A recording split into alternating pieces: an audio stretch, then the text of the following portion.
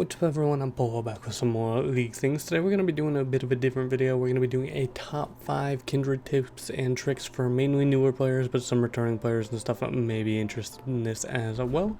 So for the first tip, we're just going to jump right on into it, and that is how Kindred's marks work. So Kindred's marks work in tiers. They're not completely random. They're always on the enemy side of the jungle or in the river. They will never be in your side of the jungle. But they spawn in tiers as seen on screen. At 0 marks it's Scuttle, at 1 to 3 marks it's Scuttle, Raptors, or Gromp, at 4 to 7 it's the enemy's buffs or their wolves or Krugs, and then at 8+ marks it's only epic monsters, aka dragons, barons, and heralds. But you can also, with this knowledge, know how to force the marks into a specific location where you want them to spawn. So for example here, if you have between 1 to 3 marks and you eliminate the enemy raptors and the enemy, or well, the scuttle in general, the only place the mark would be able to spawn is the Gromp. So if you know the enemy just killed the raptors and you killed the scuttle, then you can go to the Gromp and wait out the mark there. You can force it to spawn wherever you want as long as you know what's alive in your tier set and what's not, and you can always be ready for the mark. That is the first tip for this. Alright, so tip number 2 is that Kindred's Q has an animation cancel on it. This mainly helps you take early on dragons or like kill camps a little bit faster early game if you're trying to go for like a speedy clear and stuff. You'll take a bit more damage doing this, but it will speed up your clear a tad bit. So normally when you Q, like hit something and you Q, you see it do the full flip animation, then you get your auto off, your auto reset. But if you get to a thick wall here, you can see I Q and it pretty much instantly skips the entire animation. You don't actually do the flip. And it skips like the entire animation and gets just another auto off immediately. That's essentially how it works. You just have to put your back to a really thick wall and Q into a really thick wall to the point where you can't move while auto attacking something, and you'll do the animation cancel. It increases your DPS a good bit because you can see how fast like this Q auto gets out, like right here. Like you can see how fast that gets out. It rapidly hits multiple times. It's a very good thing to learn to do if you want to take really early drakes like level 3 and level 4 dragons, although I mean you shouldn't be level 3 when the dragon spawns, but sometimes things happen. But yeah, very nice tip. It's very simple to do. You just, like I said, you just walk up to a thick wall, make sure you're auto attacking something, put your back to the thick wall or your mouse back to the thick wall and try to Q through it, and it will skip the animation. It's the same exact thing that happens with Kane's animation cancel and Vane's animation cancel. The exact same mechanic works here for Kindred. But yeah, that's all there is to it, and let's move on to the next tip. Alright, for the third tip, it's a very simple tip. It's to use your W for vision. When you're new to the champion, you might not know this, but your W gives you vision no matter what, and it's undeniable vision, meaning that pink wards and scanners and things cannot disable this. So all you have to do is walk up to a wall and cast your W over the wall, and then boom, your W gets you vision of the whole area where a wolf can see, essentially. Very nice for when the enemy team's doing barons or dragons and you don't have a ward or any way to get vision.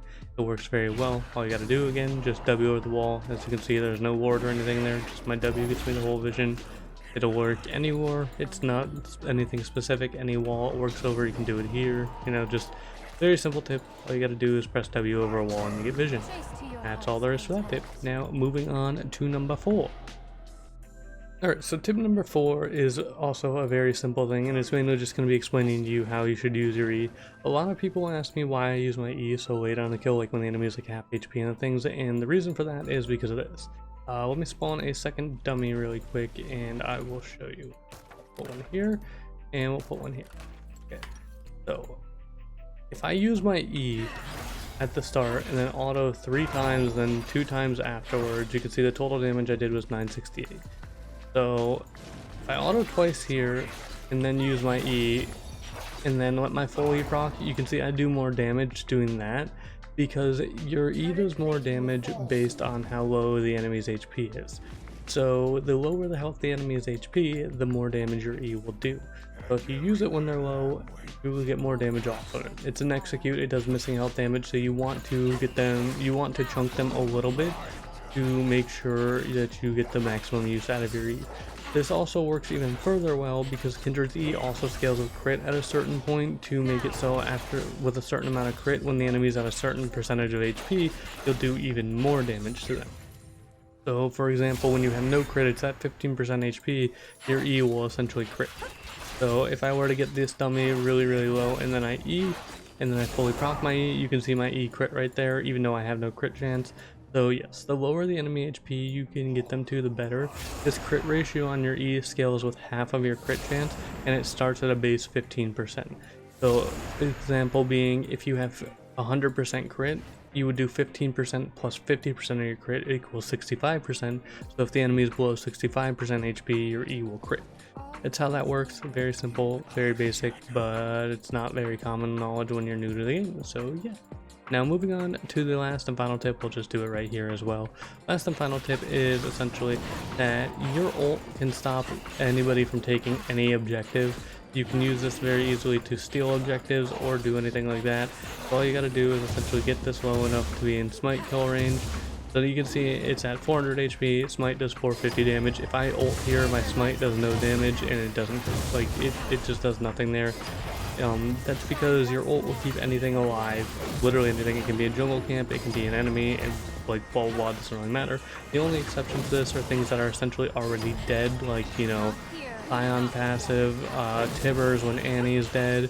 It won't keep those alive, but other than that, it won't keep anything alive. You can see Smite won't do anything. It's very, very good for stealing dragons and things from people. Very, very useful to do. Very, very helpful for stealing things. But yeah, that's pretty much it. That's my top 5 tips. If you did enjoy this, let me know down below if you want to see a part 2 of this, or maybe a version of this for like Lilia or some other champ that I play. I hope you guys do enjoy it. I know it's a different kind of video, but I will see you guys later, and goodbye.